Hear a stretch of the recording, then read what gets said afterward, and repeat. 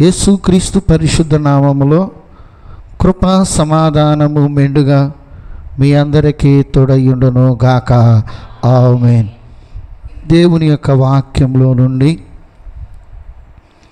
పరిశుద్ధ గ్రంథమైన పరమగీత గ్రంథములో నుండి 2వ అధ్యాయము 14వ వచనములో, బండ సందులలో ఎగురు నా పావురమా, పేటు బీటులను ఆశ్రయించు నా పావురమా, నీ స్వరము మధురము, నీ ముఖము మనోహరము. నీ ముఖము నాకు కనబడనిమ్ము, నీ స్వరము నాకు వినబడనిమ్ము. దేవుని బిడ్డలారా, ఈ పరమగీత గ్రంథము పరలోకపు పాట. పరలోకపు పాట అయ్యున్న ఈ పరమగీత గ్రంథము 116 వచనాలు ఈ పుస్తకములో ఉన్నాయి. అలాగే 8 అధ్యాయాలు ఈ పుస్తకములో ఉన్నాయి. ఈ భాగమంతా కూడా మరి వ్రాసింది సొలొమోను గారే, కానీ వ్రాయించిన పరిశుద్ధాత్మ దేవుడు, తండ్రి అయిన దేవుడు, కుమారుడైన యేసుక్రీస్తు ప్రభువారు సొలొమోను గారిని పరిశుద్ధాత్మతో నింపి ఈ మాటలను రాయించారు. ఈ భాగములో ఉన్న ఒక్కొక్క భాగము లేదా ఒక్కొక్క లైను మనం చూస్తే, ఒక్కొక్క భాగము ఒక్కొక్క మాట మన ఆత్మీయ జీవితాలను వెలిగించుటయే కాక మన యొక్క జీవితాలను సరిచేసి మనం ఏ స్థితిలో ఉండాలో, మనము ఏ స్థితిలో ఉండడానికి ప్రభువు మనల్ని పిలిచారో, ఏ స్థితిలో మనము తయారు కావాలో అనేది దేవుని యొక్క ఉద్దేశమై ఉంటూ ఉంది. కనుక నేటి దిన నా వాక్య పాఠము దేవుని బిడ్డలారా, మరి దేవుని యొక్క మహాకృపను బట్టి ఈ వాక్యాన్ని నేను మీకు చెప్పబోయే వాక్యాన్ని దేవుడిచ్చిన ఆధిక్యతను బట్టి మరి రేపు సాయంకాలం జరగనయ్యున్న మరి ఒరిస్సా బైబిల్ మిషను యాజకులైన వారికి బైబిలు తరగతి చెప్పటానికి ఈ పాఠం నాకు ఏర్పాటు చేయబడి ఉంది.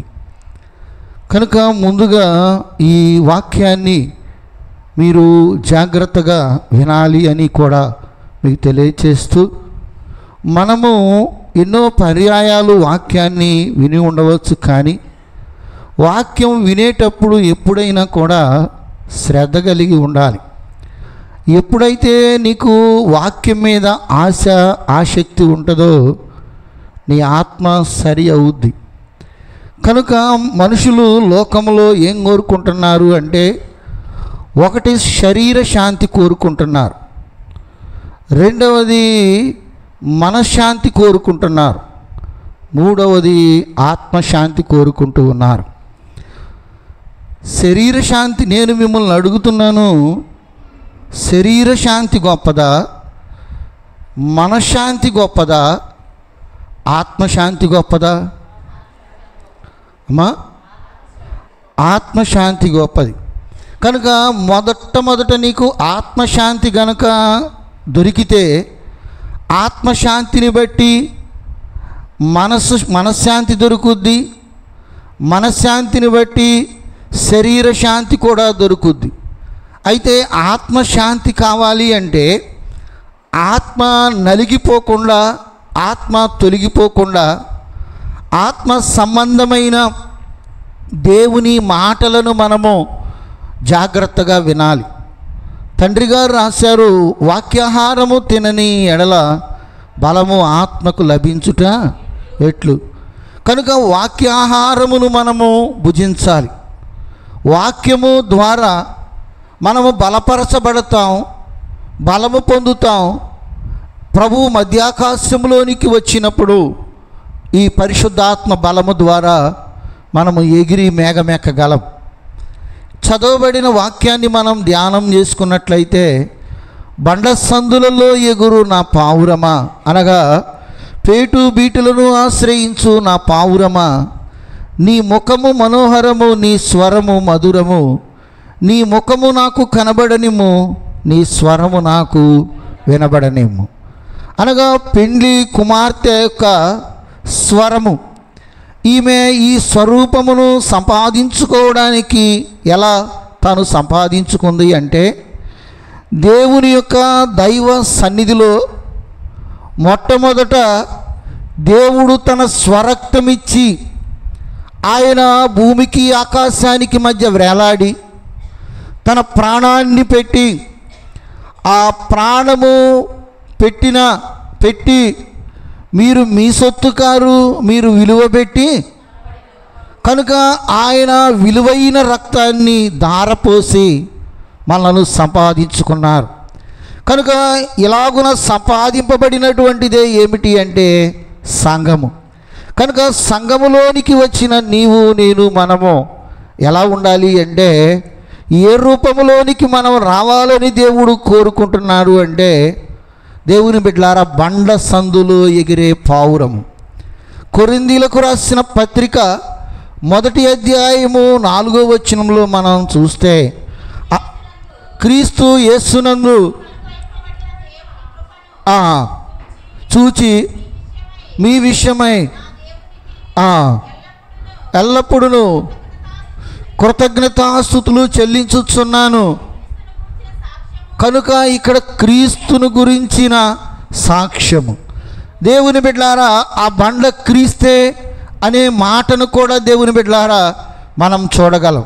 ఇక్కడ వాక్యంలో మనము కొన్ని విషయాలను జాగ్రత్తగా ఈ దినం పరిశీలన చేసుకున్నట్లయితే, నీవు నేను మనము బండ సందులో ఎగిరే పావురముల వలె మనము తయారు కావాలి. మరి ఈ దినము నేను చెప్పబోయే వాక్యము పెండ్లి కుమార్తె పావురము.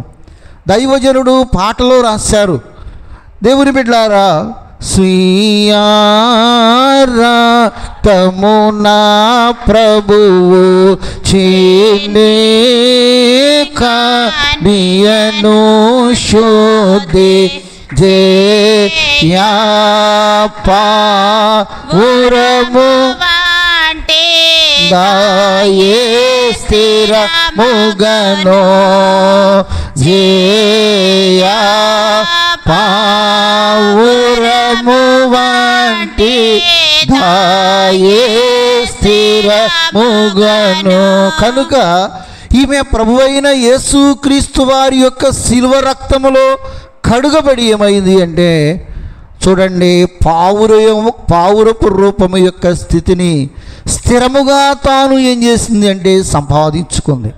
అదే పాటలో మరి దైవజనులు రాస్తూ అన్నారు. మరి దేవుని బిడ్డలారా, మనం చూసినట్లయితే, ప్రభు యేసు రూపే సంగ వధువు ధరించే నామే విభావా మే మల్చు నేను గలను విభావా మే మల్చు. కనుక దేవుని బిడ్డలారా, ఆమె పొందుకున్నటువంటి స్థితి ఏమిటి అంటే వివరింపగలను అని అంటున్నారు. అనగా ఒక్కొక్క వివరము, అనగా ఈ యొక్క పెండ్లి కుమార్తె బండ సందులలో ఎగురుట, అనగా నీవు నేను మనము క్రీస్తయున్న బండలో మనము ఏం చేయాలి అంటే ఎగిరే వరుసలోనికి మనం రావాలి. కనుక ఆయన రాబోతూ ఉన్నాడు. రాబోతున్నటువంటి ప్రభువును మనము ఎదుర్కోవాలి అంటే, చూడండి, మధ్యాకాశంలోనికి రానయ్యున్న ప్రభువును మనము ఎదుర్కోవాలి అంటే ఈ ఎగిరే వరసలో మనం ఉండాలి. ఇక్కడ పావురము అనే మాట ప్రత్యేకమైనది. కనుక ఈ పావురము మనం గమనించినట్లయితే అనేకమైన పక్షులు ఉన్నాయి. కానీ పాత నిబంధన కాలములో కానీ క్రొత్త నిబంధన కాలములో కానీ నేటి సంఘకాలములో కానీ పావురము బైబిల్ గ్రంథంలో ఒక ప్రత్యేకమైనటువంటి పక్షి. కనుక మనము కూడా చూడండి, ఎప్పుడు ఎలాంటి పరిస్థితుల్లో ఉన్నా, ఏ స్థితి మనకు వచ్చినా, ఏ పరిస్థితులు మనకు ఎదురైనా కూడా క్రైస్తవ సంఘముగా దేవుడు బయలుపరిచిన బైబిల్ మిషను బిడలముగా ఒక వాగ్దాన ప్రమాణ విశ్వాసము కలిగినటువంటి వారంగా మనం కూడా ఒక ప్రత్యేకమైనటువంటి స్థితిని కలిగి ఉండాలి. ఈ దినము నా ధ్యానాంశంలో దేవుని బిడ్డలారా, బండ సందులలో ఎగిరెరా పావురము అనగా ఈ పావురం గురించి ఇంత ప్రత్యేకంగా పరిశుద్ధ ఆత్మదేవుడు సొలొమోను గారి ద్వారా ఎలా రాయించారు, ఈ పావురములో ఉన్నటువంటి లక్షణాలు ఏంటి, అందుకే ఇక్కడ అన్నారు. అవి ఆ రూపాన్ని లేదా ఒకసారి మళ్ళా మనం పాడుకుందాం. మరి స్వీయ రక్తమున ప్రభువు చీర్ని కన్యను శుద్ధి జయా పావురము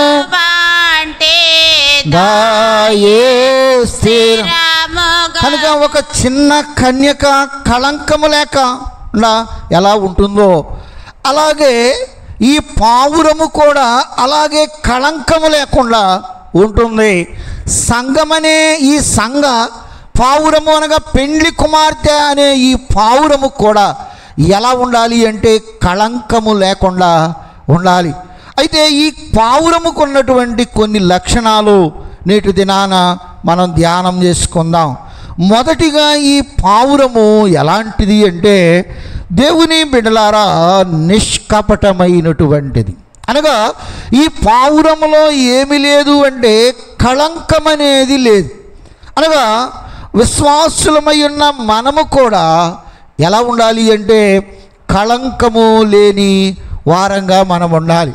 కనుక దేవుని బిడ్డలారా, ఈ కళంకము లేని కన్యకను ఎవరు కోరుకుంటున్నారు అంటే ప్రభువు కోరుకుంటూ ఉన్నారు. చూడండి, మనము మరి ఎప్పుడైనా మనం ఒక బిడ్డకు, ఆడపిల్లకు కానీ మగబిడ్డకు కానీ వివాహము చేయాలి అని అనుకునేటప్పుడు అన్నిటినీ కూడా మనం ఏం చేస్తామంటే పరీక్ష చేసి చూసుకుంటాం. అలాగే యేసు ప్రభు వారు కూడా ఆ నిత్య రాజ్యంలోనికి, యుగయుగాలు ఉండే ఆ రాజ్యంలోనికి మనం వెళ్ళాలి అంటే మనము కూడా ఎలా ఉండాలి అంటే నిష్కపటమైనటువంటి స్థితిని, అనగా కపటము లేని స్థితిని మనం కలిగి ఉండాలి. పావురములో ఉన్నటువంటి లక్షణము మొదటిది నిష్కపటమైనది. సంఘములో కూడా ఏముండకూడదు అంటే, సంఘ కన్యకలో ఏముండకూడదు అంటే కపటం అనేటువంటిది ఉండకూడదు. కనుక దేవుని బిడ్డలారా, చూసినట్లయితే మత్తయి గారి సువార్త 10వ అధ్యాయము 16వ వచనంలో మనం చూసినట్లయితే యేసుక్రీస్తు ప్రభువారు తన శిష్యులైన వారిని ఇద్దరిద్దరిని సేవకు పంపుతూ, ఇదిగో నేను మరి తోడేళ్ల మధ్యకు గొర్రెలను పంపినట్లు నేను మిమ్మల్ని పంపుచున్నాను. పాముల వలె వివేకులను, పావురముల వలె నిష్కపటులుగా ఉండాలి. అనగా పావురము ఎంత నిష్కపటంగా ఉందో మనం కూడా అట్టి కపటము లేకుండా, అనగా నిష్కపటమైనటువంటి స్థితిని కలిగి ఉండాలి. అనగా దేవుని బిడ్డలారా, మరి నిష్కపటము అనగా నిర్దోషత్వంగా మన హృదయ స్థితిని మనము సరిచేసుకోవాలి. అందుకే వాక్యంలో మనము లోపలికి వెళ్ళి ఆలోచన చేసుకున్నట్లయితే దేవుని బిడ్డలారా, సామెతల గ్రంథము 26వ అధ్యాయము 24వ వచనంలో దేవుని బిడ్డలారా, పగవాడు పెదవులతో మాయలు చేసి అంతరంగములో కపటములు దాచును. కనుక ఇక్కడ అంతరంగములో మరి దేవుని బిడ్డలారా కపటము ఉండి, అనగా అంతరంగములో కపటము పెట్టుకుని పెదవులతో మాయ చేసి అంతరంగములో ఏముంటుంది? కపటం ఉంటుంది. కనుక ఈ కపటము అనేటువంటిది సంఘములో లేదా కన్యకలో ఉండకూడదు. అనగా యేసు ప్రభువారు కూడా, అనగా మరి రానయ్యున్న ప్రభువారు కూడా ఎలాంటి వారు అంటే ఆయన నిష్కపటమైన వారు, నిర్దోషమైన వారు, ఏ లోపము లేనటువంటి వారు. పేతురు గారు రాసిన మొదటి పత్రిక 2వ అధ్యాయము 22వ వచనంలో మనం చూస్తే, ఆయన నోట ఏ కపటమును లేదు. దేవుని బిడ్డలారా, ఆయన నోట ఆయన పాపము చేయలేదు. అనగా ఆయన నోట కపటము లేదు, ఆయన పాపము చేయలేదు. అనగా మనము కూడా కపటము లేని వారంగా ఉండాలి. అనగా దేవుని బిడ్డలారా, కపటము లేని వారంగా ఉండాలి, దోషము లేని వారంగా మనం ఉండాలి. అందుకే పిలాతు గారు కూడా దేవుని బిడ్డలారా, మరి ఆ యోహాను గారి సువార్త 19వ అధ్యాయము 4 నుంచి మీరు 6 వరకు కనుక అక్కడ చూస్తే, పిలాతు మరలా లోపలికి వచ్చి ఈయన యందు కనుక ఏ దోషములు లేనటువంటి వారు ఎవరు అంటే యేసుక్రీస్తు ప్రభువారు. కనుక యేసుక్రీస్తు ప్రభువారు దోషము లేని వారు కనుక ఇప్పుడు మనం అనగా ఆయన బిడ్డలమైన మనము ప్రభువును ఎదుర్కొనవలసిన వారమైన మనం కూడా ఏ దోషము లేకుండా మనలను మనం పవిత్రంగా మన జీవితాన్ని మనము కాపాడుకోవాలి. అందుకే ప్రియమైన దేవుని సంగమ, యేసుక్రీస్తు ప్రభువారిని గురించి ఇక్కడ మరి నతనయేలును గురించి రాయబడిన ఈ మాటల్లో చూస్తే, యోహాను గారి సువార్త 1వ అధ్యాయము 47వ వచనంలో మీరు చూస్తే, ఇదిగో ఇతడు నిజముగా ఇశ్రాయేలీయుడు, ఇతని యందు ఏ కపటమును లేదు. నిజమే, దేవుని బిడ్డ రాకడ విశ్వాసిగా ఆయన్ని ఎదుర్కొనాలి అనుకునే మనలో కూడా మనలను మనం పరిశీలన చేసుకుందాం. మనలో ఏమైనా కపటం ఉందా? కపటం ఉంటే, కపటం పెట్టుకుంటే, హృదయంలో కపటం ఉంటే, హృదయంలో దేవుని బిడ్డలారా దేవునికి విరోధముగా మనము కపటాలోచనలు గనక మనం కలిగి ఉంటే మేఘములో ఎత్తబడలేము. మేఘములో ఎత్తబడాలనుకునే మనము ఈ పావురము ఎలాగున నిష్కపటంగా చూడండి తయారయిందో దేవుని బిడ్డలారా, అలాగే మనం కూడా దైవ సన్నిధిలోనికి వెళ్ళాలి. ప్రభువు నందు మనము విశ్వాసముంచి రక్షింపబడిన మనము దేవుని బిడ్డలారా, ప్రభు అయిన యేసుక్రీస్తు వారి రక్తంలో కడగబడిన మనము ఆయన కొరకు ఎదురు చూస్తూ నిష్కపటమైనటువంటి స్థితిని మనము కలిగి ఉండాలి. అందుకే పావురములో ఉన్న మొదటి లక్షణము ఏమిటి అంటే నిష్కపటమైనటువంటిది. అనగా కపటము లేనటువంటిది. యేసు ప్రభు వారిలో కపటము లేదు. ఆయన వెంబడించే ఈ పావురము యొక్క స్థితి కూడా పెండ్లి కుమార్తె వరసలో సిద్ధపడుతున్న సంఘమునకు కూడా ఏముండకూడదు అంటే కపటము అనేటువంటిది ఉండకూడదు. దేవుని బిడ్డలారా, ఈ పావురం యొక్క 2వ లక్షణము ఏమిటి అంటే మరి ఈ పావురము యొక్క, అందుకే బండ సందులలో ఎగురు నా పావురమా నీ స్వరము, అనగా ఈ పావురము యొక్క స్వరము ఏమిటి అంటే పావురము మూల్గుతూ ఉంటుంది. అనగా పావురము దేవుని బిడ్డలారా, ఈ పావురము చూడండి, బండ్ల సందులలో ఎగురు నా పావురమా, పేటు బీటులను ఆశ్రయించు నా పావురమా నీ స్వరము మధురము. అనగా పావురము యొక్క స్వరము, పావురము సాధువైన పక్షి కనుక ఈ పావురము సాధువైన పక్షిలాగా మనము కూడా ఎలా ఉండాలి అంటే సాధువులుగా మనం ఉండాలి. సాధువులుగా మనం ఉండాలి. మనలో సాధుత్వం అనేది కనబడాలి. కనుక ఈ సాధుత్వము దేవుని బిడ్డలారా ఈ పావురములో ఉన్నది కనుక, అందుకే పరమగీత గ్రంథంలో పరిశుద్ధ ఆత్మదేవుడు రాయించిన మాట నీ స్వరము మధురము మూల్గు, అనగా ఈ పావురము మూల్గులు కలిగిన పావురము. ఈ మూల్గు అనేటువంటిది అందుకే మనం గమనించినట్లయితే మరి యెషయా గారి గ్రంథము 38వ అధ్యాయము 14వ వచనంలో మనం చదువుకుందాం. మంగళకత్తి పెట్టవలెను,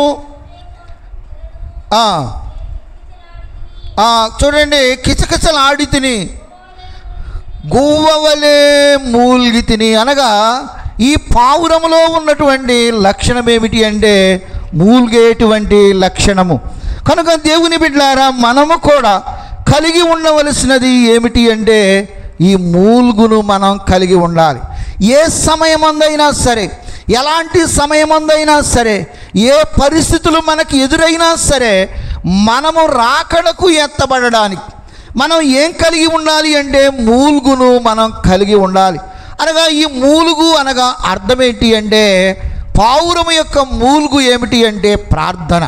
అనగానే మరి మనము కూడా ఎల్లప్పుడూ మరి ఏం కలిగి ఉండాలి అంటే మూలుగులతో కూడిన ప్రార్థన. దైవజనుడు పాటలో రాశారు, ప్రసవ వేదన ప్రార్థన చేయు వాలేమో తండ్రి నిసుపైన విజ్ఞాపన ప్రార్థన నేర్పు ప్రసాది సోమో తండ్రి నిసుపైన విజ్ఞాపన ప్రార్థన నేర్పు ప్రసాది సోమో తండ్రి ఆ స్థితి యోన్సోమో నెరవేరు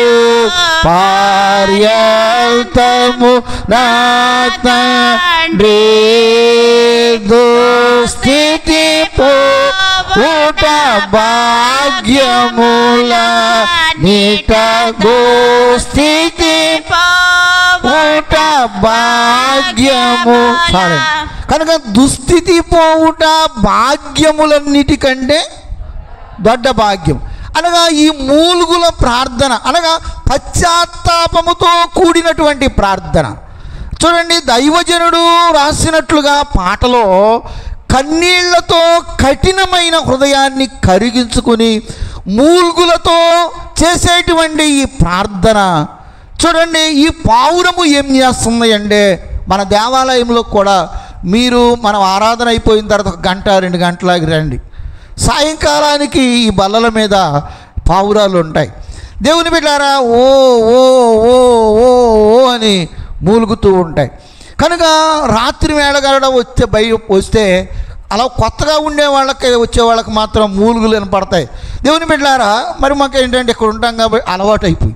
కనుక మనం ఇక్కడ నేర్చుకోవలసిన పాఠం ఏమిటి అంటే, నీవు ఒక సంఘములో ఉన్నటువంటి నీవు ఒక పావురముగా నీవు ఉండి నీ ఇంటిలో నీవు లేదా నీ కుటుంబంలో నీవు దేవుని బిడ్డలారా నీ బిడలైన వారు నీ కుటుంబము రాకడకు సిద్ధపడడానికి పావురము ఎలా మూలిగిందో దైవ సన్నిధిలో అనుదినము మనము కూడా ఏం చేయాలి, మూలగాలి.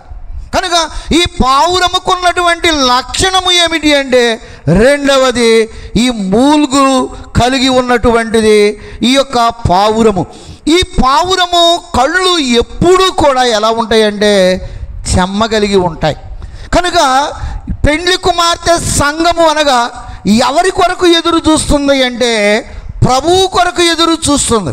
కనుక ప్రభువు కొరకు ఎదురు చూసేటువంటి ఈ పావురమయ్యున్న సంఘ కన్యకయ్యున్న ఈమె కళ్ళు ఎవరి మీద అంటే, దృష్టి ఎవరి మీద అంటే ప్రభువు మీద. అందుకే దేవుని బిడ్డలారా రాకడ నిరీక్షణనే మరి పాటలో 100వ పాటలో దేవుని బిడ్డలారా చాలామంది ఇది మనిషి వెళ్ళిపోయినప్పుడు పాడుతూ ఉంటారు. కానీ ఎప్పుడైనా పాడుకోవలసినటువంటి పాట అచ్చట రాత్రియో హానియో నోండాదు ఎచ్చట ధనమోయట హృదయము నోండు. కనుక అచ్చట రాత్రియు హానియు ఉండదు అనగా ఇక్కడ మనం ఉదయము లేచినది మొదలుకొని అనేకమైన హాని అపాయాలను ఇబ్బందులను మనం చూస్తూ ఉన్నాం. ప్రియ దేవుని బిడలారా, ప్రియ సహోదరులారా, ఒక మాటను మనం ఆలోచన చేసుకున్నట్లయితే అదే పాటలో ఏ రీతి వెళ్ళితివో ఆ రీతి వచ్చెదవు, ఏ రోజున వచ్చెదవో వచ్చెదవు ఎరుగానే ఎరుగాను ఊరకుండగా వేడుచు. ఊరకుండగా ఏం చేస్తుంది అమ్మా? ఊరకుండగా ఏం చేస్తుంది? వేడుకొనుచుంది. అనగా వేడుకోవడం ఏంటి అంటే ప్రార్థన. కనుక మనం అనేకమైన సమయాల్లో దేవుని బిడ్డలారా మనం పని చేసుకునే సమయం పనికుంది, మాట్లాడుకునే సమయం మాట్లాడుకోవడానికి ఉంది.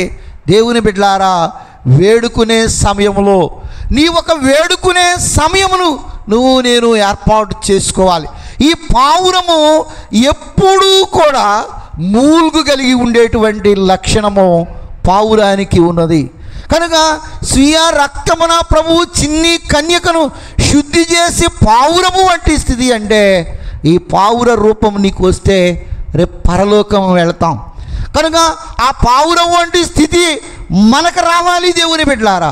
ఈ పావురం రూపాన్ని మనము అందుకోవాలి అని దేవుని బిడ్డలారా వాక్యంలో బట్టి నేను మీకు తెలియచేస్తున్నాను. మరి ఒక లక్షణము మూడవది, ఈ పావురము పరిశుభ్రత కలిగినటువంటిది పావురము. కనుక ఈ పావురము పరిశుభ్రత అనగా శుభ్రము కలిగి ఉండేది. చూడండి, ఒకటి మన శరీర శుభ్రతను మనం ఎలా కోరుకుంటున్నామో హృదయ శుభ్రతను కూడా మనం కోరుకోవాలి. చూడండి, మీలో మనందరం కూడా దేవుని బిడ్డలారా దేవాలయంలోనికి వచ్చిన మనందరం కూడా మరి శుభ్రం చేసుకుని మనము వచ్చాం. అయితే దేవుని సన్నిధిలోనికి వచ్చిన మనము మన హృదయాన్ని మనం శుభ్రం చేసుకోవాలి. కనుక అందుకే ప్రభు అన్నారు, నేను పరిశుద్ధుడను మీరును పరిశుద్ధులై ఉండాలి అని ప్రభువు చెప్పారు.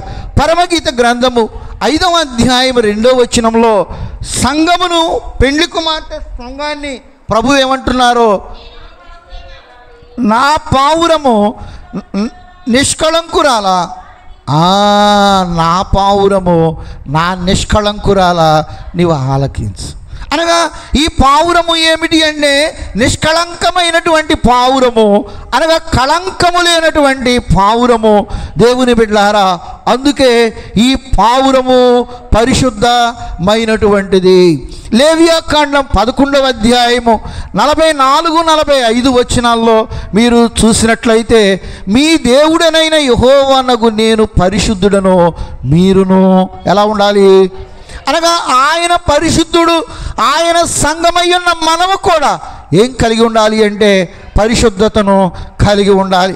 ప్రియ దేవుని సంగమ, చూడండి ఇక్కడ యెషయా గారి గ్రంథము 43వ అధ్యాయము 15వ వచనంలో మనం చూస్తే ప్రభువు ఇచ్చేటువంటి మాట, నేను మీకు పరిశుద్ధ దేవుడను, ఇశ్రాయేలీల సృష్టికర్తనగు నేను మీకు రాజును. కనుక ఆయన పరిశుద్ధుడు, ఆయన రాజు. కనుక దేవుని బిడ్డలారా రాజుగారికి తగినట్టుగా ఎవరుండాలి? రాణి ఉండాలి. ఎస్తేరు గారి చరిత్ర మీ అందరికీ మనందరికీ తెలుసు. కనుక వష్టి రాజుగారు రమ్మన్నప్పుడు, రాజుగారు పిలిచినప్పుడు రాజుగారికి ఇష్టమైనట్లుగా లేదా రాజుగారు చెప్పిన విధంగా చేయకపోవటాన్ని బట్టి కోటలో నుండి బయటికి వెళ్ళింది. కానీ ఈమె అయితే, ఎస్తేరు గారు అయితే దేవుని బిడ్డలారా రాజు యొక్క దయను పొందింది. రాజుగారు కూడా ఏమంటాడంటే, ఎస్తేరు నీ మనవి ఏమిటి, నీ సంగతి ఏంటి, రాజ్యంలో సగం మట్టుకైనా నేను నీకు. కనుక ఆ రాజు అహష్వేరోషు గారు ఏం చేశారు అంటే, చూడండి దేవుని బిడ్డలారా రాజ్యంలో సగం ఇస్తానన్నాడు. కానీ ఈ పరలోకపు రాజు అయితే నీ కొరకు ఒక రాజ్యాన్ని సిద్ధపరిచాడు, నీ కొరకు ఒక ప్రత్యేకమైన స్థలాన్ని ఆయన సిద్ధపరిచాడు. కనుక మనము ఒక విషయాన్ని ఆలోచన చేసుకున్నట్లయితే ప్రియ దేవుని బిడ్డలారా, చూడండి యేసు ప్రభువారు ఎంత పరిశుద్ధుడు అంటే, యోహాను గారి సువార్త 8వ అధ్యాయం 46వ వచనంలో మనం చూస్తే ఇక్కడ ప్రభు అంటారు, ఒక సవాలు విసురుతారు, నా యందు పాపమున్నదని మీలో ఎవరైనా స్థాపన చేయగలరు. కనుక ఆయనలో ఏమీ లేదు అంటే చూడండి, హెబ్రీలకు రాసిన పత్రిక 7వ అధ్యాయము 26వ వచనంలో మనం చూస్తే, ఆయన పరిశుద్ధుడు నిష్కల్మషుడు, పాపులలో చేరక ప్రత్యేకముగా ఉన్నవాడును, ఆకాశ మండలము కంటే మిక్కిలి హెచ్చైన వాడును, ఇట్టి ప్రధాన యాజకుడు మనకు సరిపోయినవాడు. కనుక ఆయన ఎవరు అంటే పరిశుద్ధుడైనటువంటి దేవుడు. కనుక పరిశుద్ధుడైన ప్రభువును మనము ఎదుర్కోవడానికి, అందుకే పేతురు గారు కూడా ఇస్తున్నటువంటి సాక్ష్యము, పేతురు గారి తన మొదటి పత్రిక 1వ అధ్యాయం 14వ వచనంలో చూసినట్లయితే, నేను పరిశుద్ధుడనై ఉన్నాను మీరును, చాలండి, నేను పరిశుద్ధుడనై ఉన్నాను మీరును ఏమై ఉండాలి. కనుక ప్రభువు యొక్క పరిశుద్ధత ఎవరెరిగి ఉన్నారు? ఎవరెరిగి ఉన్నారు? పేతురు గారు ఎరిగి ఉన్నారు. కనుక ఇప్పుడు ఈ సంఘము కూడా ఆయనకిష్టమైనట్లుగా చూడండి. మరి యజమాని ఉన్నారు, యజమాని ఈరోజు నేను మరి మటన్ తెచ్చాను, 1000 రూపాయలు అయింది, నువ్వు వండు అని అన్నారనుకోండి, ఆ మటన్ ఫ్రిడ్జ్లో బారేసేసి ఎండుమిరగాయలు వేసి పచ్చడి లేదా పచ్చిమిరకాయలు వేసి పచ్చడి వేసి నూరారనుకో, ఏమంటాడు?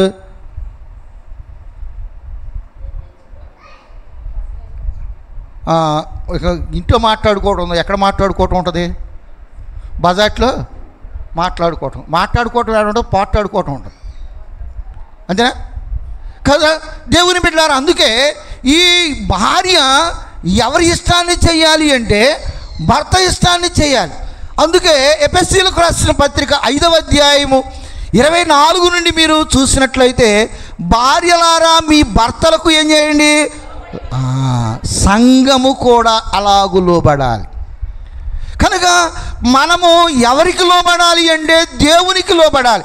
అయితే ఇక్కడ దేవుని బిడలారా, ఆయన పరిశుద్ధుడైన ప్రభువు కనుక, అందుకే ఈమెకి వచ్చిన రూపం ఏమిటి అంటే ఆయన రూపం.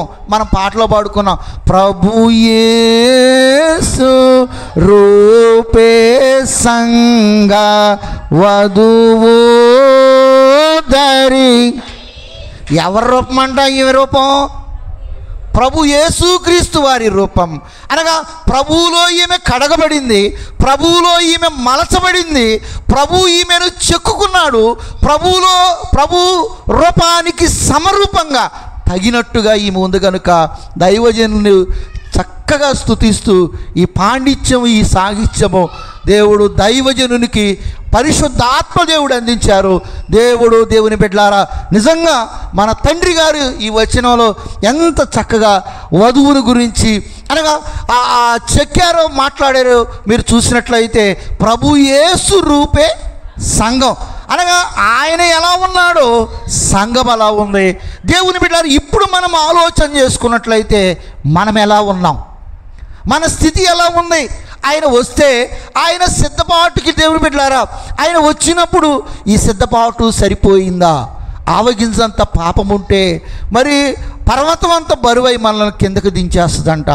మనం ఆ పాపాన్ని విడిచిపెడుతున్నామా? దేవుని బిడ్డలారా, ఇంకా కొన్ని విషయాలు గమనించినట్లయితే హెబ్రీయులకు రాసిన పత్రిక 7వ అధ్యాయం 26వ వచనంలో మనం చూసినట్లయితే, చూడండి, పవిత్రుడును నిర్దోషియు నిష్కల్మషుడును పాపులలో చేరక అనగా ప్రత్యేకమైనటువంటి వాడు. అనగా యేసుక్రీస్తు ప్రభువారు ఎవరు అంటే ఒక ప్రత్యేకమైన వాడు. కనుక ఆయన ప్రత్యేకమైన వాడు, ఆయన సంఘం కూడా ఎవరో ప్రత్యేకమైన. అనగా మనం ఆ ప్రత్యేకతను దేవుని బిడ్డలారా కలిగి ఉండాలి అని మరి వాక్యము మనకు తెలియచేస్తూ ఉంది. అయితే దేవుని బిడ్డలారా, ఈ ప్రత్యేకతను అనగా చూడండి, ఏంటి ఈ ప్రత్యేకత అంటే ఆయన 100కు 100% పరిశుద్ధుడు. ఎవరో? యేసు ప్రభు. మనమైతే మన పిల్లల దగ్గర రాజీ పడతాం, ఈ ఆమెలో ఎట్టగొట్ట అట్ట ఇట్ట అని రాజీ పడతాం. కానీ రేపు ఆయన తీసుకొని వెళ్ళే సంఘానికి మన మాటలు ఏడవరకే సరిపోతాయి, కానీ ఆయన దగ్గర సరిపోతాయా? అమ్మ నా సంగతి ఇది, అమ్మ నీకు చెప్పి, నీ సంగతి నాకు చెప్పి మనకు సరిపోతుంది, కానీ ప్రభువు దగ్గర సరిపోదు. ఏమోలయ్యా, ఎప్పుడన్నా పండగ క్రిస్మస్ పండగకి వస్తున్నాడు ఆయన, ఎట్టగొట్టు నువ్వు మేఘం ఎక్కించయ్యా, లేకపోతే ఎప్పుడన్నా పాదిరి గారి కానుక ఎత్తున్నాడయ్యా, ఆయన మేఘం ఎక్కించాయండి, సరిపోద్దా? ఆయన 100% పరిశుద్ధుడు. సంఘం కూడా 99% పరిశుద్ధత కాదు. ఎంత ఉండాలా? 100% ఉండాలి. కనుక 100% ఉంటేనే దేవుని బిడ్డలారా. అందుకే ఈ 100% అవ్వడానికి మనం ఏం చేయాలి అంటే ప్రయత్నం చేయాలి. అప్పుడు తండ్రి గారు ఒక మాట మనకు రాశారు, గానం పరిశుద్ధాత్మ నన్ను కడకు సిద్ధం చేస్తుంది. కనుక అసలు నువ్వేమీ చేయకుండా, అసలు మనం ఏమీ ప్రయత్నించకుండా మనం ఏం చేయలేము అంటే ప్రభువు యొక్క రాకకు మనము సిద్ధపడలేమని సేవకుడిగా నేను మీకు తెలియజేస్తున్నాను. ఇప్పుడు చెప్పండి, మొదటి లక్షణం ఏంటి? నిష్కపటమైనది. రెండవది ఏమిటి అమ్మా? మూలుగులు అనగా ప్రార్థన. మరి ఇక్కడ దేవుని బిడ్డలారా, మూడవది పరిశుద్ధత, పరిశుభ్రత. నాలుగవది ఏమిటి అంటే శ్రేష్టమైన ఆహారం. ఈ లోకంలో దేవుని బిడ్డలారా, మరి మనందరం కూడా ఆహార విషయంలో బహు జాగ్రత్తగా ఉంటాం. ఎందుకు అంటే మన శరీరాన్ని బట్టి దేవుని బిడ్డలారా, దేవుడు మనకిచ్చినటువంటి స్థితిలో మనం ఏం చేస్తాము అంటే ఆహార విషయంలో బహు శ్రద్ధగా ఉంటాం. కనుక ఈ శ్రద్ధ దేని కొరకు అంటే మనం జీవించటం కొరకు. చూడండి, అలాగే మనము ఎలా ఉండాలి అంటే మరి ఈ వాక్యాహారము అనగా దేవుని యొక్క వాక్యాహారమును మనం భుజించాలి. కనుక తండ్రి గారు రాశారు, వాక్యాహారము తినని ఎడల బలము ఆత్మకు లభించుట ఎట్లు. కనుక వాక్యాహారం మనం తినాలి. ఈ వాక్యమే వాక్యం అనే జీవాహారాన్ని మనం భుజించాలి. అందుకే యేసు ప్రభు వారు అన్నారు, ఈ ఆహారము తినువాడు ఏం చేస్తాడు?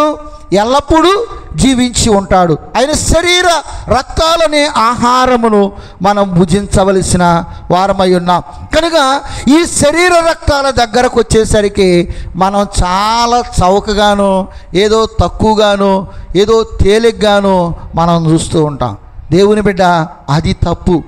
నీ స్థితి పెరిగే కొద్దీ, నీ స్థాయి పెరిగే కొద్దీ, నీ వయస్సు పెరిగే కొద్దీ ఈ యొక్క మరి శరీర రక్తాలు నీవు విలువ పెట్టి నీవు కొనలేవు, నీ విలువ కట్టలేనంత గొప్పది. కనుక ఆ శరీర రక్తాలను నీవు ఎలా చూడాలి అంటే విలువగా నీవు చూడాలి.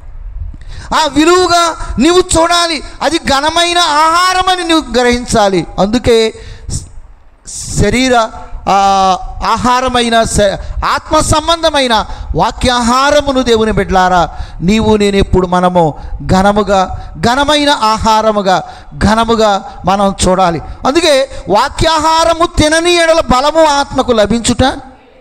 కనుక నీ వాక్యం చదవకపోతే, వాక్యం వినకపోతే, అయ్యా మీరే ఇంట్లో రేపా ఒరియా వాళ్ళు అర్థమవుతుందా? ఉదయం ఆయన చెప్పుకోవాల్సింది మా దగ్గర రుద్దుతున్నాడు అనుకుంటున్నారు. ఏ సార్, అందరూ ఏంది, బోళ్ళు కోత ఉంది, బోళ్ళు గోతాలు మోయాలి, మీరు పట్టాలు మోయాలి, ఇప్పుడే ఎలగల పడిపోతున్నారేంటి? సరే, రైట్. దేవుని బిడ్డలారా, వాక్యం వినండి. ఇక్కడ వాక్యంలో మనం గమనించినట్లయితే ఈ వాక్యము ఏమిటి అంటే ఆత్మకు జీవమునిచ్చే వాక్యం. ఈ వాక్యాహారాన్ని మనం భుజించాలి. వాక్యము ద్వారా 3 లక్షణాలు ఉన్నాయి. ఈ వాక్యము ద్వారా మనకు కలిగేటువంటి ప్రయోజనం ఏమిటంటే కీర్తన 119:9 మనం చూస్తే దేవుని బిడ్డలారా, కీర్తన 119:9 యవనస్తులు తమ నడతను శుద్ధి అనగా వాక్యం దేని శుద్ధి చేస్తుంది? నడతను శుద్ధి చేస్తుంది, మొదటిది. రెండవది 119:105 నీ వాక్యము నా పాదములకు, అనగా వాక్యం వలన ఏం చేస్తుంది? వెలిగిస్తుంది. మొదటిది మన నడతను శుద్ధీకరించేది, రెండవది మనల్ని వెలిగిస్తుంది. 119:50 వచనం చదువుకుంటే, నీ వాక్యము నన్ను, అనగా వాక్యం మనల్ని ఏం చేస్తుంది? కనుక దేవుని బిడ్డలారా చూడండి, శుద్ధీకరించే వాక్యము, వెలిగించే వాక్యము, బ్రతికించే వాక్యము. కనుక ఈ వాక్యాన్ని ఎవరు కలిగి ఉన్నారు అంటే పెండ్లి కుమార్తె సంఘము కలిగి ఉన్నది. కనుక ఇప్పుడు నీవు నేను మనము ఈ స్థితిని మనం కలిగి ఉండాలి. అందుకే దేవుని బిడ్డలారా ఈ పావురపు యొక్క స్థితిని సంఘముతో పోలుస్తూ ఉన్నారు. కనుక మరి ఒక మాట, లేవియాకాండం 1వ అధ్యాయము 14వ వచనంలో మనం చూస్తే, అతడు యెహోవాకు దహన బలి అర్పించినది పక్షి జాతిలోనైనది ఎడల తెల్లని గువ్వలతో నుండి పావురపు పిల్లలలో నుండి తేవాలి. అనగా 5వది ఏమిటి అంటే బలి అర్పణ పక్షి. అనగా యేసుక్రీస్తు ప్రభువారు కూడా మన కొరకు ఆయన తన్ను తాను కలువరి సిలువలో ఏమయ్యారు? బలి అయ్యారు. కనుక యెరూషలేము దేవాలయములోనికి యేసు ప్రభువారు వెళ్ళినప్పుడు లూకాసు వార్త 2వ అధ్యాయము 22వ వచనం ఒకసారి చదువుకున్నట్లయితే, దేవుని బిడ్డలారా ఇక్కడ మోషే ధర్మశాస్త్రము చొప్పున అనగా శుద్ధి చేసుకొను దినములు గడిచినప్పుడు ప్రతి తొలిచూలు మగపిల్ల, దేవుని బిడ్డలారా ఇక్కడ మీరు వాక్యాన్ని గమనించాలి. అంటే ఇక్కడ ఏ స్నానం జరిగింది? మరియమ్మ గారికి పురిటి స్నానం జరిగింది, శుద్ధి చేయబడింది. దేవుని బిడ్డలారా శుద్ధి చేయబడి ఆ అమ్మ మరి ఆ కుటుంబం ఎక్కడికి వచ్చారు అంటే దేవాలయంలో మరి ధర్మశాస్త్ర విధిని నెరవేర్చాలి. మరి పావురు పిల్లలను తీసుకుని, అంటే వారు ధనవంతులు కాదు, పేదవారైనప్పటికీ వారు ఏం చేయాలి? ధర్మశాస్త్రాన్ని నెరవేర్చాలి. అందుకే యేసు ప్రభు వారు అన్నారు, నేను కొట్టివేయడానికి నెరవేర్చడానికి వచ్చారు. దేవుని బిడ్డలారా ఇక్కడ మనం చూసినట్లయితే ఇక్కడ దేవుని యొక్క వాక్యం మనకు తెలియబడుతుంది. హెబ్రీలకు రాసిన పత్రిక 7వ అధ్యాయము 26వ వచనంలో మనం చూసినట్లయితే ఆయన ఎవరు అంటే ఆ పవిత్రుడును నిర్దోషియు నిష్కల్మషుడును పాపులలో చేరక ఆయన ఏ పాపము లేనటువంటి వాడు, పరిశుద్ధుడైనటువంటి దేవుడు. కనుక పాపులలో చేరక ప్రత్యేకంగా ఉన్నవాడు దేవుని బిడ్డలారా. అందుకే ఈ పావురము ఎలాంటిది అంటే సమర్పణ, అనగా ఈ బలి అర్పణ అనగా సమర్పణ. యేసు ప్రభు వారు కూడా మన కొరకు తన్ను తాను ఏం చేశారు? సమర్పణ చేసుకున్నారు. అందుకే ఈ పావురం గురించి రాయబడిన మాట, బండ సందులలో ఎగురున పావురం అనగా యేసుక్రీస్తు ప్రభు ఆయన దున్నబడ్డాడు. ఆ దున్నబడినటువంటి ఆ యొక్క గాయములలో నుండి తన స్వరక్తము చేత సంపాదించుకున్న ఈ సంఘము, పురుషోత్తం చౌదరయ్య రాస్తారు, నా ప్రాణ ధనమా నా పాటు కోమా నా ముద్దు మూట నా ముక్తి బాట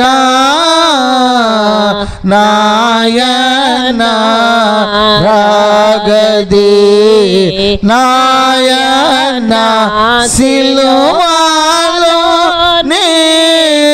ఆయాస పడిన నాటి నీ అంగ్రి యుగము నిపుడు నాయాశ ధీరా జూతో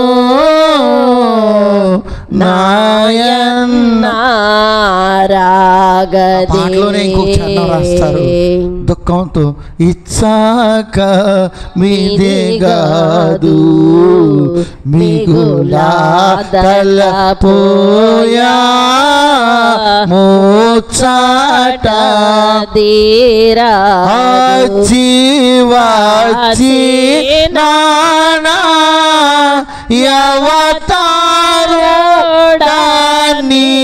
ప్రాక గ్రోత్సోగాయములో పలనే జోచిని ప్రేమ ఎక్కడి నుంచి వచ్చిందంటే ఆయన కొట్టబడ్డాడు, ఆయన గాయపరచబడ్డాడు.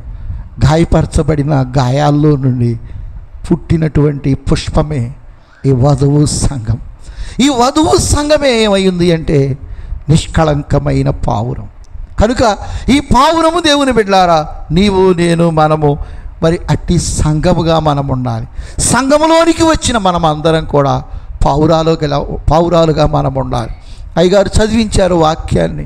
దేవుని బిడ్డలారా, మరి మత్తయి గారి సువార్త 25వ అధ్యాయం మీరు తీయబాకండి. కానీ అక్కడ మొదటి నుండి మనం చూస్తే కన్యకల ఉపమానము ఉంది. ఈ కన్యకల ఉపమానంలో 10 మంది కూడా కన్యకలే. 10 మంది కన్యకలే. 10 మంది వచ్చారు. 10 మంది ఒకే స్థలములో గదిలో ఉన్నారు. కానీ స్వరము వినబడినప్పుడు, ఆయన పెండ్లి కుమారుడు పిలిచినప్పుడు దేవుని బిడ్డలు 5 మాత్రమే సిద్ధపడి లోపలికి వెళ్ళారు. 5 వెళ్ళలేకపోయారు. దేవుని బిడ్డ, ఒకవేళ ఇంకా లోకంలో నీవు ఉన్నావా? లోకం ఇంకా లాగుతుందా? లోకం హేళన చేస్తుంది. అందుకే పావుర రూపము మనకు రావాలి అంటే ముగింపులోనికి వస్తూ ఉన్నాం. కొద్ది సమయం మీరు వాక్యాన్ని వినాలి. కనుక పావుర రూపం మనకు రావాలి అంటే మనం మొట్టమొదట దేన్ని దాటాలి అంటే లోకాన్ని దాటాలి. ఏం దాటాలా? లోకాన్ని దాటాల. యేసు ప్రభు వారు చెప్పారు. మరి యోహాను గారి సువార్త 33వ అధ్యాయము 16వ అధ్యాయం 33వ వచనములు అంటారు. ఏమంటారంటే, దేవుని బిడ్డ క్షమించాలి, 16వ అధ్యాయము, నాయందు మీకు సమాధానము కలుగునట్లు నేను ఈ మాటలు మీతో చెప్పుచున్నాను, లోకములు మీకు శ్రమ కలుగును, అయినను మీరు ధైర్యంగా ఉండండి. అనగా వధువు సంఘము ఆయన రూపంలో ఉంది కనుక ఈమెకి ఏమిటి అంటే ధైర్యం. ఎవరిని బట్టి ధైర్యం అంటే ప్రభువును బట్టి ధైర్యం. శ్రమైన, కరువైన, ఆపదైన, కష్టమైన, ఇది పోయిన తర్వాత ఇంకొకటి వచ్చిన, ఇది పోయిన తర్వాత ఇంకొకటి వెంబడిస్తూ ఉన్న వరుసనే కుటుంబాన్ని పట్టుకుని ఒక్కొక్కటి మరి దేవుని బిడ్డలారా మనల్ని వెంబడిస్తూ ఉన్నా నువ్వు చూడవలసినది దేవుని వైపే. దేవుని బిడ్డలారా, దేవుడు నీ అంతస్తు పెంచడానికి, నీ స్థితిని పెంచడానికి, నీ బలమును పెంచడానికి, పరలోకంలో దేవుడు నీకు ఒక ప్రత్యేకమైన ఆధిక్యతను ఇవ్వడం కోసమే ఒకవేళ ఈ శ్రమలో మనం ధైర్యంగా ఉండాలి. దేవుని బిడ్డలారా, ఇక్కడ మనం గమనించినట్టే లోకాన్ని మనం దాటాలి. లోకములో నుండి నామకార్థ సంఘము. ఈ నామకార్థ సంఘం ఏమిటంటే నువ్వు ఏదైనా తిను, ఏమైనా చెయ్యి, ఎక్కడికైనా వెళ్ళొచ్చు కదా. 33,000 కోట్ల మంది దేవతలను పెట్టి మేము తింటున్నాం కదా, నువ్వు తిను, మేము ఇదంతా దేవుడు చేసిందే కదా, మీరు తినేదే మేము తినేది, మీరు వండుకున్నట్టే మేము వండుకునేది, మీరు పెట్టితే నువ్వు పెట్టు నేను తిన్నా, నువ్వు పెట్టు నేను తిన్నా. ఎదురవలా ప్రశ్నలకి అమ్మా, ఎదురవ్వలేదా? కనుక మనుషుల నామకార్థంలోనికి తీసుకుని వెళ్తుంది. పావుర రూపం నీకు రావాలి అంటే లోకం దాటు. రెండోది నామకార్థం. మేము చేసిందా, మేము కొన్నదా, దేవుడు ఇచ్చిందేగా, దేవుడు మీరు వండుకున్నట్టేగా మేము. దేవుని బిడ్డలారా, దీన్ని మనం దాటాలి. మరి ఒకటి దేవుని బిడ్డలారా, మనం దాటవలసినది ఏమిటి అంటే దీని నుండి ఇది రెండింటిని కూడా మనం అధిగమించి ఎక్కడికి రావాలి అంటే రక్షితుల గుంపు. అనగా ఈ రక్షితులు కూడా ఏం చేస్తారు అంటే దేవుని బిడ్డలారా, మేము రక్షింపబడ్డాం కదా అని చెప్పి ఈ రక్షణలోనే ఆగిపోతారు. చూడండి, మత్తయి గారి సువార్తలో ఒక చక్కని మాట ఉంటుంది. ఆ మాట నాకు చాలా బాగా ఇష్టం. అదేంటంటే దేవుని బిడ్డలారా, ఒకడు మైలు దూరము రమ్మని నిన్ను బలవంతం చేసిన ఎడల వానితో కూడా నీవు 2 మైలు. యేసు ప్రభు వారు కొండ మీద చెప్తారు, ఒకడు మైలు దూరము రమ్మని నిన్ను బలవంతం చేస్తే అతనితో కూడా నీవు ఎన్ని మైలు వెళ్ళాలా? 2వ మైలు. అందరూ మొదటి మైలు ప్రయాణమే చేస్తున్నారు. మొదటి మైలు ప్రయాణమే. రక్షణ దాకా వస్తారు, వాక్యం దాకా వింటారమ్మా. 5వ అధ్యాయం మత్తయి గారి సువార్త, ఒకడు మైలు దూరం రమ్మని నిన్ను బలవంతము చేసినాడు. ఎన్నో వచ్చినమ్మా? 41. చూడండి, వానితో నువ్వు 2వ మైలు, అనగా మొదటి మైలు రక్షణ మైలు, 2వ మైలు ఏంటి? రాకడ ప్రయాణం. మొదటి ప్రయాణం రక్షణ ప్రయాణం. ఒకడు నిన్ను రమ్మని బలవంతం చేస్తే దేవుడు కూడా నన్ను మనందరినీ కూడా ఆయన బలపరుపరి ఆయన మనల్ని బలవంతం చేస్తున్నాడు. మీరందరూ రండి రండి రండి రండి రండి అని. అందుకే లోతును కూడా బలవంతం చేసి ఏం చేశారు? అగ్నిలో నుండి బయటకు తీసుకుని వచ్చాను. దేవుని సంగమా, మనం ఆలోచన చేసుకుందాం. చూడండి, ఇక్కడ చూస్తే రక్షితులు అనగా రక్షింపబడ్డాం చాలులే అనుకుంటూ ఉన్నారు. దేవుని బిడ్డలారా, మేము రక్షింపబడ్డాం, మేము పర్వాలేదు అని అనుకుంటున్నారు. అయితే ఇది సరిపోదు. మరి ఒక స్థితి ఏమిటంటే కన్యకలు. 10 మంది ఏమై ఉన్నారు? కన్యకలే. 10 మంది కన్యకలే, 10 మంది ఉన్నారు. దేవుని బిడ్డలారా, 5గురికి సరిపోయినంత సిద్ధపాటు. 2 తిరగలి, మత్తయి గారి సువార్త 24వ అధ్యాయంలో ఉంటుంది చూడండి.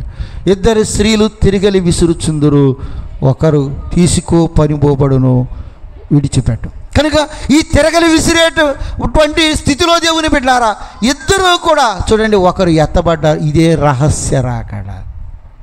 రహస్య రాకడ. ఏ జామున వస్తాడో, ఎప్పుడు వస్తాడో తెలియదు. అందుకే రాయబడిన మాట చూడండి, యజమానుని చిత్తము ఎరిగియుండి ఆ చిత్తము జరిగింపని వానికి అనేకమైన దెబ్బలు తప్పుకోవాలి. 7 ఏండ్ల భయంకరమైన శ్రమ. లోకం హేళన చేస్తుంది. ఏమా, ఇప్పటి వరకు నువ్వు ప్రార్థన అన్నావు కదా, ఇన్ని గంటలు ప్రార్థన చేసావు, ఇన్ని రోజులు ప్రార్థన చేసావు, ఇన్ని సార్లు తిరిగావు, ఇంత చేసావు. మేమంటే నమ్ముకోలేదు, మేమంటే వెళ్ళలేదు, మాకంటే అంత తెలవదు, మేము అన్ని సంవత్సరాలు తెలియదు. మరి మేము కూడా మరి మా బంధకాలను బట్టి మేము రాలేకపోయాం. నువ్వు వెళ్ళావుగా, నువ్వు కూడా ఎందుకు అయిపోయావంటే, ఇటు సాతాను పెట్టే 7 ఏండ్ల ఈ శ్రమ, ఇటు మాటల బాధ, ఈ రెంటి మధ్య దేవుని బిడ్డలారా ఇరుక్కుపోతాం. అందుకే ఆ యక్క బాధపడతా అంటుంది, ఆ యక్క బాధపడుతుంది, ఏడుస్తూ కన్నీరు గారుస్తూ. ఆ యక్క అంటుంది, నాకు ఒక చిన్న చెల్లెలు ఉంది, దానికి ఇంకా వయసు రాని స్థితిలో ఉన్నావా, ఇంకా సంపూర్ణమైన స్థితి నువ్వు పొందుకోలేకపోతా ఉన్నావా, అసలు నీకు రేపు పొద్దున నీ కుటుంబానికి నువ్వేం సమాధానం చెప్తావు? నువ్వు నీ కుటుంబాన్ని నువ్వు రక్షించుకోకపోతే, నోవాహు గారు తన కుటుంబాన్ని రక్షించుకో, నీకు ఆ భారం లేదా? నువ్వు పావురం వలె మూలగొద్దా? నువ్వు ఆలయంలోనే కాదు, నీ ఇంట్లో నువ్వు మూలుగు, కన్నీరు కార్చు, దైవ సన్నిధి దేవునికి అప్పగించు. ఆయన మనం అడిగితే మనం ఎప్పుడు చేసుకునే ప్రార్థన అవసరాల కోసం చేస్తున్నాం. ఓ డొల్లాడు మగపిల్లలు కావాలి, ఆళ్ళు కావాలి, వీళ్ళు అన్నీ ఇస్తున్నాడు ఏసై ఇస్తున్నాడు, దయగలిగిన దేవుడు అన్నీ ఇస్తున్నాడు. మనం ఇంకా ముఖ్యమైన ప్రార్థన, ప్రభువా నా కుటుంబాన్ని నీ రాకడకు, నా కుటుంబం విడిచిపెట్టబడకూడదు. యోసేపు గారు కూడా ఆసెనతును పెండ్లి చేసుకొని కరువు సంవత్సరాలు రాకముందే 2 బిడ్డలు పుట్టారు. ఒక ఆయన పేరు మనుష్యే మరచుట, మరొక ఆయన పేరు ఎఫ్రాయిం, అనగా ఫలించుట, అభివృద్ధి పొందుట. దేవుని బిడ్డ, నీవు నేను మనం ఫలించాలి, అభివృద్ధి పొందాలి. 2వ రాకళ్ళు నిష్కళంక పావురములుగా మనం ఎత్తబడకపోతే దేవుని బిడ్డలారా, తరువాత తరువు అనే మాట తీసేస్తే ఉంటుంది, వాతే, అన్ని వాతలే ఉంటాయి. ఒకరోజు ఒక చిన్న ఏదైనా వేడి వస్తువు మూత తీస్తేనే ఆ చెయ్యి అంతా రోజంతా మనం కొన్ని రోజులు దానికి మందులు వాడాల్సి వస్తుంది. ఆ రోజు మందులు దొరకవు. నీ ధనం పనిచేయదు, నీ బంగారం పనిచేయదు, మనకున్న తెలివి పనిచేయదు, మనకున్న మాట పనిచేయదు, మనకున్న శక్తి పనిచేయదు, మనకున్న బలం పనిచేయదు, మనకున్న ఏది కూడా పనిచేయదు. దేవుని బిడ్డ, అందుకే ఆ బంగారు వీధులై ఉన్న ఆ పరలోక రాజ్యంలోనికి మన అందరం కూడా చేరాలి. చేరటం కోసమే మనం ప్రార్థన చేసుకోవాలి. చేరటం కోసమే మనం అనుదినం అడుక్కోవాలి. ఆయన సన్నిధిలో గోజులు ఆడాలి. ఆయన వాక్యాన్ని మనం వినాలి. ఎప్పుడైతే నీవు ఆ వరసలోనికి వస్తావో, అందుకే అంటున్నాడు, మెచ్చుకుని ముద్దు పెట్టుకున్నట్టు నా పావురము నిష్కళంకురా. ఏ కళంకం? నిష్కళంకురాలు. నా రూపం ఎలా ఉందో నా పావురం అలా ఉంది. మనం మన బిడ్డల గురించి బిడ్డల గురించి తల్లిదండ్రులు సాక్ష్యం ఇస్తారు. మా పిల్లోడికి అలవాట్లేదండి, మా అమ్మాయికి అలవాట్లేదండి. నిజమే. రేపొద్దున దేవుడు నీ గురించి తన దూతల ఎదుట నీ గురించి సాక్ష్యం ఇవ్వద్దా? నిన్ను పిలవద్దా? బండ సందుల్లో ఎగిరే నా పావురమా, నువ్వు అక్కడ ఎగిరావు. లోకంలో మనం ఎగురుతున్నామే, బిడ్డల కోసం ఎగురుతున్నామేమో, ఇంకా ఆయా వాటి కోసం ఎగురుతున్నా. దేవుని కోసం బండ సందులో ఎగరవా? ఈ పావురాన్ని ఆయన పిలుస్తున్నాడు. సంఘం అనే ఈ పావురాన్ని సిద్ధపడింది. బండ సందుల్లో ఎగిరే నా పావురమా, పేటు బీటులను ఆశ్రయించిన నా పావు, నువ్వు ఎవరిని ఆశ్రయించవు. ఆయన గాయాలను ఆశ్రయించింది. వ్యాధి వచ్చినా, మరణం వచ్చినా, కష్టం వచ్చినా, శ్రమ వచ్చినా, ఇరుకులు వచ్చినా, నేను బైబిల్ మిషన్ బిడ్డని, నేను దేవుని బిడ్డని, దేవుని ఏర్పాట్లో ఉన్న బిడ్డ. రేపు పొద్దున మనకేదన్నా జనాభా లెక్కలో ఏదైనా లెక్క వస్తే మన కుటుంబం, మన బిడ్డల పేరు, మన దూరంలో ఉన్న బిడ్డల పేరు నా దగ్గరికి, మీ అక్కడ ఓటు ఉన్న దగ్గరికి వెళ్ళి అడిగితే నేనేం చెప్తాను? నా భార్య పేరు చెప్తాను, నా బిడ్డ పేరు కూడా చెప్తాను, ఆ బిడ్డకి ఇచ్చిన భార్య పేరు చెప్తాను, పుట్టిన బిడ్డ పేరు కూడా. ఈ లెక్కలో నీ పేరు ఎక్కితే, పరలోపుకు లెక్కలో నీ పేరు ఒక్కటే ఎక్కి నువ్వు ఎక్కడ కూర్చుంటే వీళ్ళంతా తిప్పలబడాలా? ఆ బాధ్యత నీకు లేదా? ఆలోచన చేయమని నేను అడుగుతున్నాను. లోకం కేకలు ఎలా ఉన్నా, లోక పరిస్థితులు ఎలా ఉన్నా, అందుకే పావురమట ప్రత్యేకమైనది. కుళ్ళినవి తినవు. ఏందో కుళ్ళినవి తినదు. ఈ మాట చెప్పి ముగిస్తాను. కుళ్ళినవి తినదు. ఎందుకు తినదు అంటే అసహ్యమైన వాటి దగ్గర వాలదు. చివరికి 2 మాటలు చెప్పి ముగిస్తానండి. నేను మిమ్మల్ని సేపు పావురం యొక్క స్థితిని గురించి 2 మాటలు చెప్తాను, రాసుకోండి. పావురము జగడమాడదు. పావురము జగడమాడదు, ఎక్కువ శబ్దం చేయదు, అల్లరి చేయదు. అందుకే మన కుటుంబాల్లో కూడా ప్రార్థన ఉంటే అల్లరి తక్కువైపోతుంది. ఏముండాలా? ప్రార్థన ఉండాలి. గుర్తుపెట్టుకోండి, నేను మీకు ఒక మంచి మాటలు చెప్తున్నాను. జగడమాడదు పావురం. పెండ్లి కుమార్తె పావు జగడమాడదు. జగడాలు విడిచిపెడతాం, సమాధానానికి తావెత్తాం, అసహ్యమైన స్థలాల్లో నిలవదు. 4వది నిష్కపటమైనది, శుభ్రమైనది, పరిశుద్ధమైనది. కనుక ఈ స్థితికి మనకుంటే మనల్ని బట్టి మన కుటుంబం, మనల్ని బట్టి మన సంఘము, మనల్ని బట్టి మనల్ని చూసిన వారు పాడుకుందాం. ప్రభు యేసు రూపే సంఘ వధువు ధరించేనామే విభావామే మనసునేను